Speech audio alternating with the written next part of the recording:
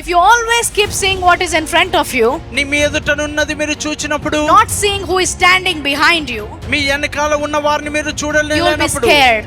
మీరు భయపడుతూ ఉంటారు. The angel armies, మరి ఆ దూత the సైన్యము, God of the heavens is backing you. It's not about how many people we have, అనగా మనం ఎంతమంది ప్రజల్ని కలిగి how ఉన్నామని many కాదు. connections we have. In 1 Samuel 1 chapter 14, Jonathan, son of Saul, he goes with 2 people. So God is not restrained whether you are many or whether you are few. మీరు కొద్ది మందిగా ఉన్నను ఎక్కువ మందిగా ఉన్నను దేవుడు He goes కదిలింపబడడు. with 2 people ఆయన ఇద్దరు వ్యక్తులను and he తీసుకొని comes back వెళ్తున్నాడు. with victory. David goes as one young man.